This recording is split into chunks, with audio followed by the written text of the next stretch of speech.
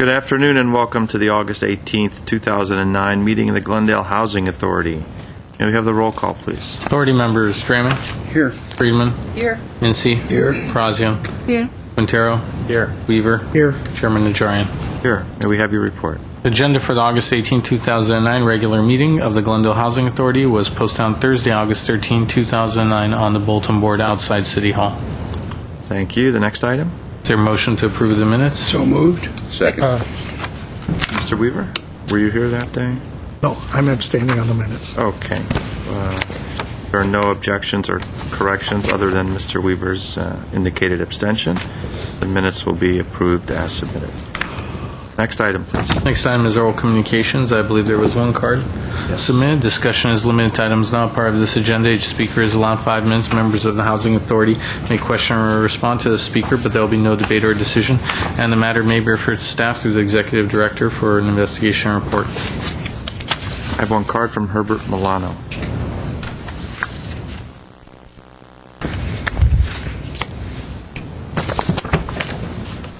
Good afternoon. Housing Authority Chair Najarian, members of the Housing Authority, my name is Herbert Milano. If you recall from my presentation about 3 weeks ago, I brought to you a document from 2001 that gave you a representation of the needs of the youth in Glendale. And at the time, there was a request of $1.7 million on a yearly basis in order to provide the sustainability to youth programs and all the other youth organizations that support youth issues. And my intent in all of these presentations have been to highlight the role, the beneficial role that a city can take or the Housing Authority can promote in ensuring that a lot of these programs that are supporting families and kids at risk are looked at in a different way. And I don't think that you can look at them independently of the city's budget. You know, it's all tied in because the city budget defines the objectives that you have because you allocate the funds towards all of these various definitions that the city has. I mean, that's the ultimate proof of where it is that you're taking the city. Unfortunately, in all of the budget reports that I've seen, in all of the CAFR and all the other ones, they very rarely give you trends. You know, the graphs that you need to be able to see what's happening year to year. And I'd like to bring that to you because there are some things that to me are sometimes ambiguous and at other times are disconcerting. Let me give you an example. 3 years ago, when the city was considering upgrading the soccer fields at the sports complex, AYSO came over and they decided to donate, without asking, $40,000 towards the project.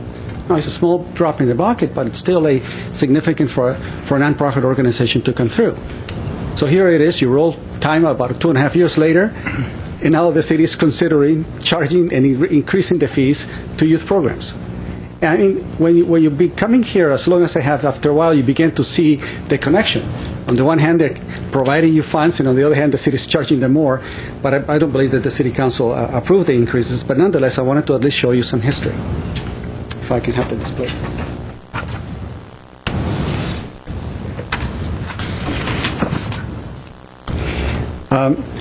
What I have done here is I collected from the CAFR from the years 2002 through around 2007, just some basic summaries concerning the city's comprehensive annual financial report. And in 2001, because the data changed somewhat in its format, I did the best I could by piecing together some of the data from the budget. For 2008 and 2009, we no longer get the budgets that we used to, like the budget summaries and the pie charts that were basically put everything together. But if you take a look, for example, at charges for service, especially from here, from roughly $21 million in 2002, increasing to upwards of $40 million, $38 million back into 2008. If you look at the increases in sales taxes, they're minimal. The sales taxes, according to the economy, have increased, very little. I mean, about less than 20%. But if you take a look at the transfers, basically from GWP and the sewer fund and the other enterprise funds, look, it's been going from 20 million, going up to 30 million. So whenever the city has been in need of basically filling in or trying to balance its budget, the money really is coming in from the taxes and the fees that are being charged to the public. And after a while, when you begin to take a look at the disparity, you see that sales taxes increased 19%, utility usage tax increased by 55%, charges for services increased by over 100%. This number needs to be updated. And then transfers from Glendale Water and Power increased by over 50%. So if you then look at this particular graph and notice and compare that to what is happening to payroll, overall payroll expense, you can see, for example, that sales taxes have remained and actually went down in the last few years and crept up a little bit later on. The utility usage tax have actually gone up, and of course, charge for services have gone up dramatically. So my contention is this, is that as we increase the taxes that the Glendale resident, the stakeholder pays, the bulk of that money basically is going to salaries. And I'm trying to bring it into perspective that a budget that goes from $400 million to $800 million, is a fairly significant budget for us not to have considered that a portion out of that whole budget should have gone to some extent with a focus on youth and families at risk. And that's the reason why I'm trying to tie those things in, because I think it behooves us to look at what is happening to this incredible trend concerning the way we assign our budget. Thank you. And I need some clarification, Mr. Milano, on your representation on the charge for services. Is your contention that the level of services remain the same, but our charges increased? Or is it possible that the level of services and amount and type of services increased also? You're partially correct with regard to, I don't know. I'm asking. No, the reason is that there are increased services because in that figure that I showed in there was the paramedic service, which the city has increased since 2001 in terms of as an overall expense. And so in some of the city reports, you find the paramedic service is not included in that particular figure when you're looking at fees for service. But in the reports that I bring up, which are the combined statement of revenues or the statement of activities, which I have here, I have here and then you can take a look at this. Basically, they come from the city's own reports. And the fees for services are right in here. They come from this particular document. And so the problem that I have in piecing this information and bringing it to you in 5 minutes is that, and explaining it in 5, is that the information from year to year generally remains the same, but there are enough changes that occur, especially in the last couple of years, where it's very difficult to piece together the information in a way that is that represents the same information throughout that 8-year period. And if I'm having difficulty spending a considerable amount of time putting it together, I wonder how, what the challenge is to you to try to assess the same thing, since you don't all necessarily have an accounting background. And I think it's the kind of information that maybe the Housing Authority and the City Council should look at. I'm going to leave you some copies of this document, and I'll gladly answer, afterwards any questions you may have concerning the source of the data and how it was pieced together. But basically, it's all from the CAFR and from the budget when the CAFR did not allow me to continue year after year. Thank you. Thank you. I don't have any other cards. I will close all communications. Let's move on to the next item. Next item on the business agenda at 6A is Acting Director of Community Development and Housing regarding annual submission of the Section 8 Management Assessment Program, CMAP self-certification for fiscal year 2008-2009. At A1 is a motion approving annual submission of the CMAP to the U.S. Department of Housing and Urban Development, HUD. Okay, who are we going to? Mr. Duran? As Chairman Najarian and members of the Housing Authority of the City of Glendale, as we do every year, staff is recommending the Housing Authority's approval to submit the annual Section 8 Management Assessment Program, or commonly known as CMAP, certification for the Housing Authority fiscal year ending June 30th, 2009 to HUD. The CMAP is a pretty systematic annual self-assessment type performance report or tool that's required by HUD, which measures the performance of the Section 8 program through 14 indicators. And based on these indicators, the highest score that can be attained is 145 points. Based on our analysis of achievement towards those indicators, we anticipate to receive a score of 135, which would qualify the Glendale Housing Authority again for the designation of a high-performing agency, which we have held for the last several years. And much of the measures, as you saw in the report, are actually based on a single audit study. So they're, as I said before, they're pretty systematic. If you have any questions, we have staff here to answer any questions you might have, Mr. Chair. Okay. Are there any questions? It looks like you've done pretty well. So, I'll move 6A1. Second. okay, if there's no other discussion, let's take roll call. Authority members Draymond, Yes. Friedman, Yes. Mincy, Yes. Razian, Yes. Quintero, Yes. Weaver, Aye. Chairman Najarian. Yes. Thank you. Let's move to the next item.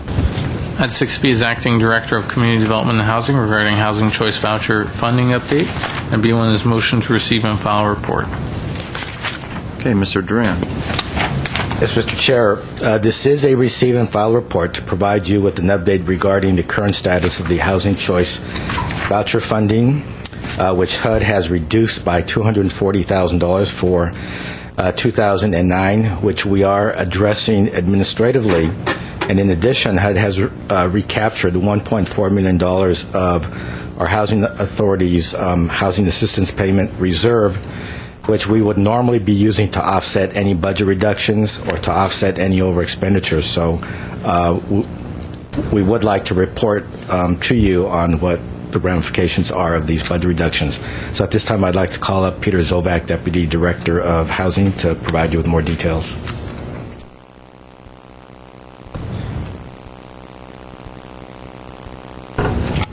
Yes, Mr. Chair, members of the authority, as Jess had mentioned, this is a follow-up item to a memo that staff had generated a few months back related to the Section 8 program. Recently, HUD had issued a memo to all housing authorities on the status of funding for the Section 8 program. And in this particular instance, or in this case, HUD has taken two actions that's subject to the memo and subject to this informational report. They took an action regarding the housing assistant payment reserves that the Housing Authority and all housing authorities have. And then they also took action on remaining calendar year 2009 funding. And what they've done is they've implemented a reduction in funding.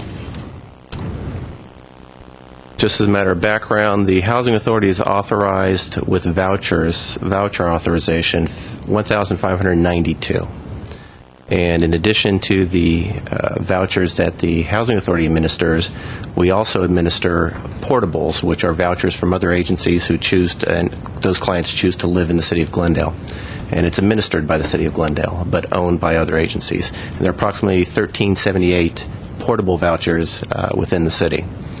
The overall budget for the authorized vouchers is approximately $14.8 million, and then the portable vouchers generate about $12 million in budget revenue.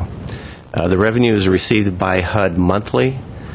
We receive one set of deposits every month with regards to our housing assistance payments, and those are the payments that directly go to landlords to subsidize the rent.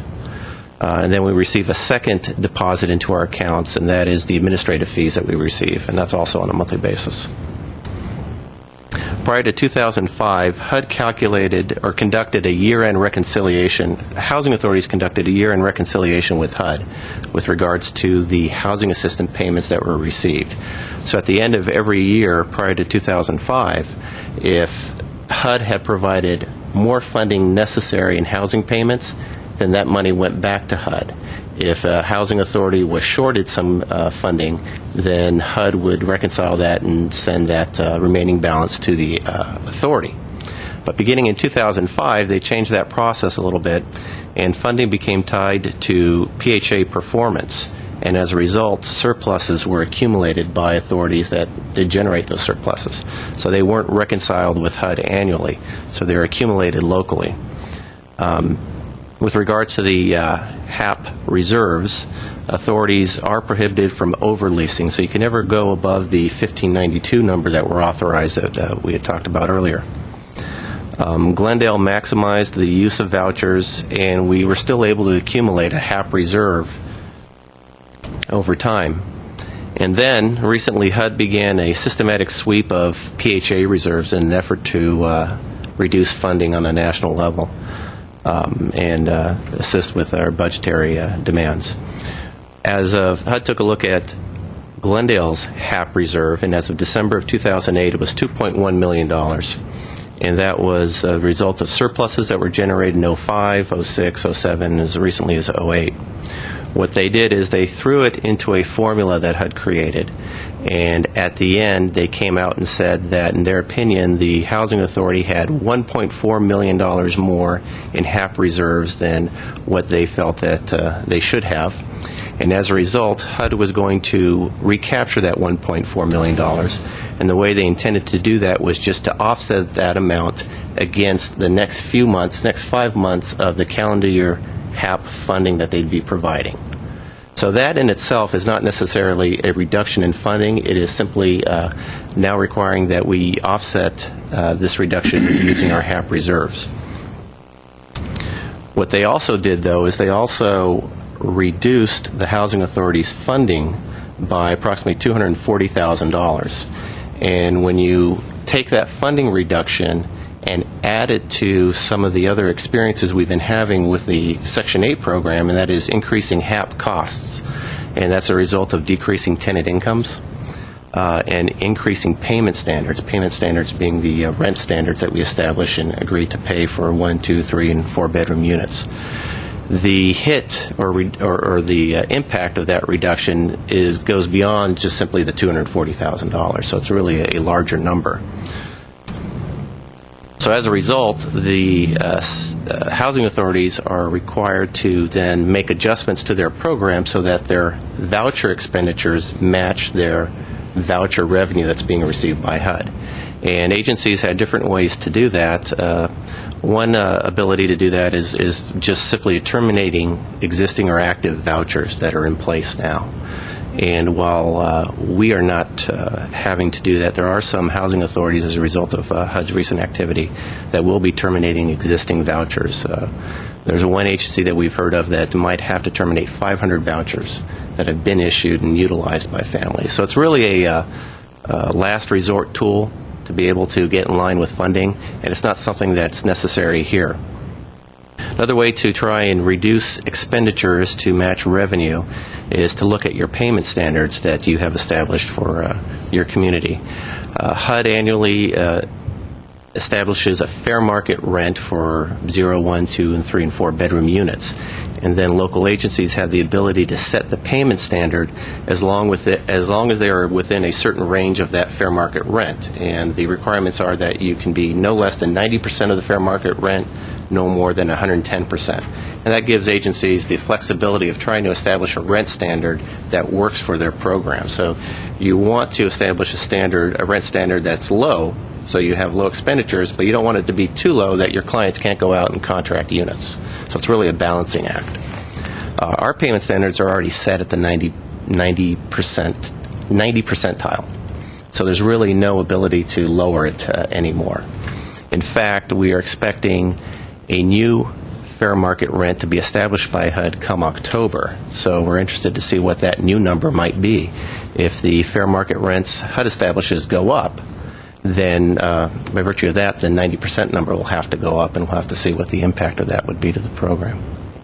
And then the third action that agencies can take is just to try to reduce your voucher number, and do it not through active terminations, but through attrition. And when we worked with finance and the local HUD office as to what number we needed to get to in terms of vouchers to equal our revenue, our new revenue for the remaining calendar year, came out to be about 1,548 vouchers is what we needed to get to. And we're currently at 1,573. Typically, every month we have a turnover of vouchers of approximately 5 vouchers.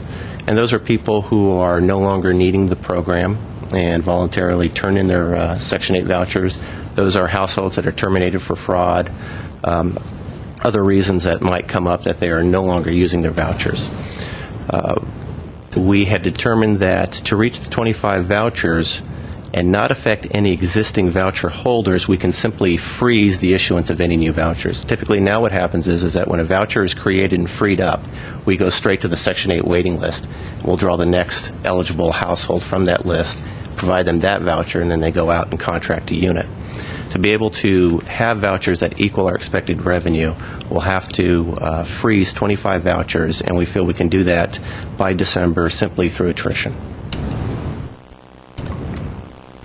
And that is it. Okay, any comments or questions?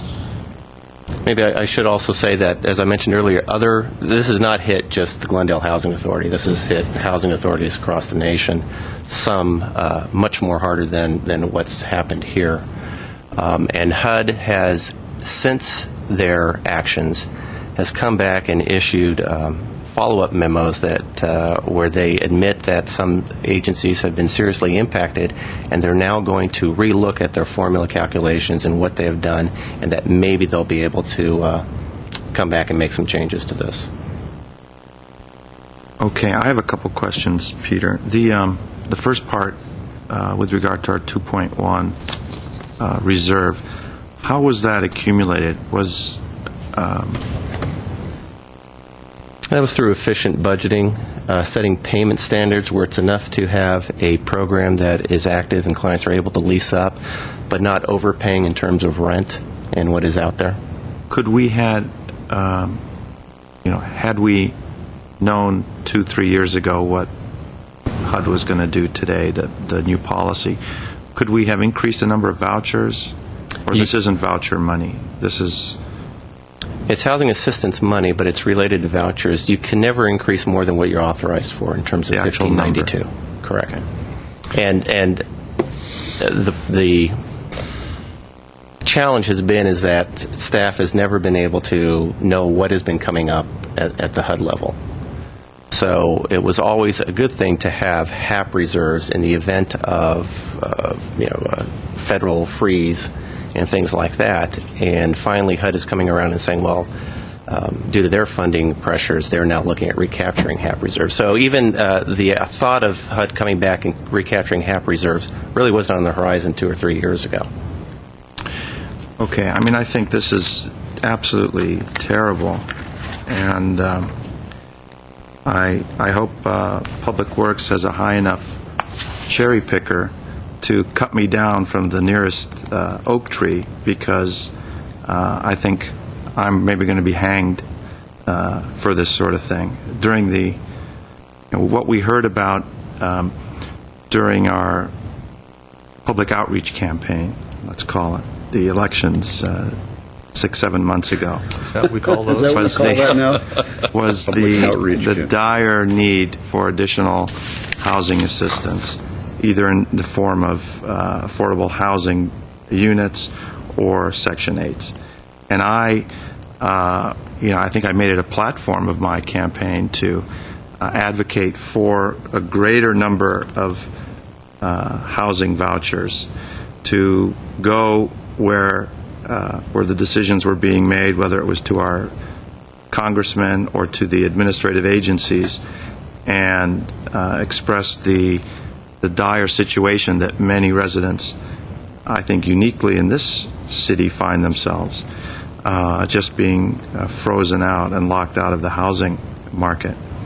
And now we're cutting back 25, and those are only of our allocated. How about those ported ones, the 1,300, 1,400 that are being ported? Can we presume that there's going to be a reduction in those also? Well, we did speak to the City Housing Authority at the City of Los Angeles, and apparently their reduction is not to the numbers that they would be reducing their vouchers in any way. Okay. I would, and we spoke, I had a briefing on this, and you explained that there's no appeal process, no formal appeal process, but No. I think we should, I would suggest that we draft a letter on behalf of the Housing Authority or the City Council, objecting in the most strong language possible to these actions as being inhumane and unfair, not just in the human sense, but in terms of the administrative efficiency, where it should be the goal of good government to promote efficiencies. And here we are. It's like Prop 13 all over again. We're running an efficient administration, and we're getting penalized for it. And there must be and we've got the California redevelopment association, the group of redevelopment associations. There must be a group of housing associations. And we're coming from the, bluest county and the bluest state of the union. And, we have an administration that prided itself on understanding the common man and the difficulties that many people in the United States are having. And here they are developing a policy that flies directly in the face of that. So I think we should start on I would recommend we start on a campaign protesting, joining together, and advocating when we go to Washington, and place this on our list of legislative advocacy items.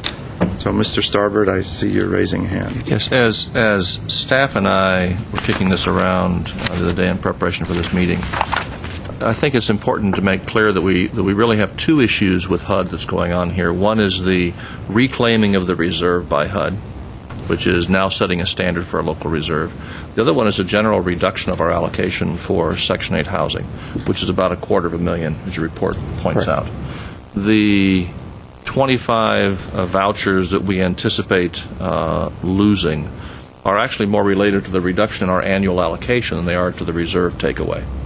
That in fact, they could have taken away the reserve, and it might have put us in a more precarious position depending on fluctuations unknown in the future. But had they kept our allocation the same, it's likely we would have been able to maintain the 25 vouchers, right? Correct. So the threat that's out there now is the annual allocation going to continue to go down each year? And will we get the money they've taken away in our reserve, will we get that full funding back next year? And there's an even bigger threat.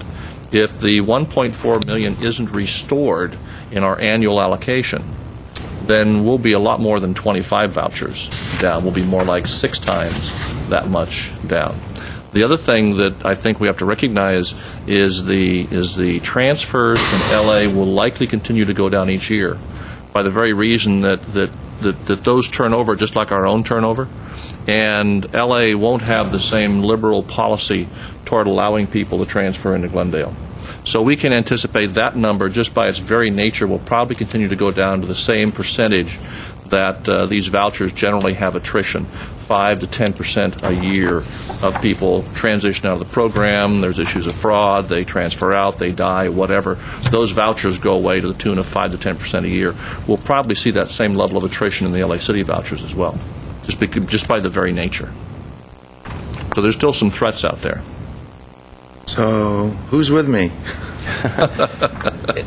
Contact the Republicans in the Congress and the Senate. We might find a use for Mr. Church yet. Yes. Right. Yes, and it is mentioned in the report that we have met with our federal lobbyists to bring them up to date on this. They're well aware of that. They're working on that. We have some local housing groups that are advocating and mobilizing to address this with HUD, as well as a national housing group, NARO, that is trying what they can do to correct this. As I said, it's affected all agencies. HUD is very aware of what they've done. In some cases, some agencies have gone back and looked at the formula that HUD created, and the input that they had for their agency came back and said, you calculated this wrong. And what we're hearing is HUD is going back and saying, yeah, you're right, but we're not changing it. And we need to look at how it's impacting all agencies before we do something again on this. Member Friedman. I'm with you, Mr. Najarian. I think this is going to hurt the people who are least able to advocate for themselves. So I would back a letter from a council or the agency or both, resolution, whatever you think is the most appropriate. My suggestion would be we come back with a resolution. I mean, that's kind of the strongest message you can send as a body. Councilmember Green. That's exactly what I was going to suggest. A resolution from the authority itself. And I also think that, as this news does filter out to the public, I think it's important that we be able to address it, to explain what it's not, but also what it is, and how little of this is in our hands to begin with. This is, I know you were being a little bit facetious, Chair Najarian, but this was not as a result of your misguidance of the Housing Authority, nor staffs, nor any of your colleagues on this authority. And we will certainly gather wherever that cherry picker is. We'll see whether our unions allow us to climb up and extricate you. But Well, I will say that it could be a lot worse if we didn't have such a good department here in Glendale that got that reserve, and that we have always been at the top with HUD and all of these factors that we have to put in every year. And we could have been a much worse situation. But I do think this ordinance would be excellent. But we just received the prior item. High, what was it? Yeah. High For a high performer. High performer. Right. And coming on the high performance, we are now somewhat Any other comments? Handcuffed. This is a receive and file. If I could just say, Chair Najarian, one thing, though, is that the 1592 vouchers, we are not losing vouchers in terms of HUD recapturing any vouchers and reducing our allocation. What's happening, though, we are freezing some of those vouchers until we get to a number that equals our revenue. Okay. But we'll do it through attrition. Right. Okay. Thank you. This was a report only, so no action is needed. Is that correct, Mr.? There's a motion. Is it receive and file? Okay. Let's. No motion to note and file. However, Still need we the should motion. note the direction to come back with a resolution on opposition. Heard that loud and clear. Okay. So no roll is. Are you saying? There's a motion. You can act on it or not. If you want to have a record, I would suggest We know your direction. We'll come back with a resolution next housing. I'll move 6AB1 Second. as we receive the report. Roll call, please. Motion for 6B1 and the second. Authority members Raymond, yes. Mincy, Friedman, Yes. Mincy, Yes. Brazzian, Yes. Quintero, Weaver, Chairman Najarian. Yes. Any authority member or staff comments? Mr. Mincy. Yes, yesterday I was at the corner, I was at Central and Broadway at a bus stop, and there was a gentleman smoking as he sat there at the bench, and I mentioned to him nicely that I didn't know if he knew that we had a smoking ordinance here in Glendale, and he nicely put out his cigarette. He says, I had no idea, I didn't see a sign. I said, where do you live? He says, Glendale. And we forget not everybody watches Channel 6, not everybody reads the local paper. And I really urge us to get some type of a little sign that says no smoking at all of the bus stops in Glendale, particularly the major ones. How can we get that going? I mentioned this a few weeks ago. You put it on the back of the schedules when we get those up. at That the wouldn't bus help. stops. They don't all have schedules. That's what I mean. I thought I heard a number of months ago that Mr. Zern was actually looking at doing just that. Some signage. Getting some signage up at the bus stops. And I hadn't heard that.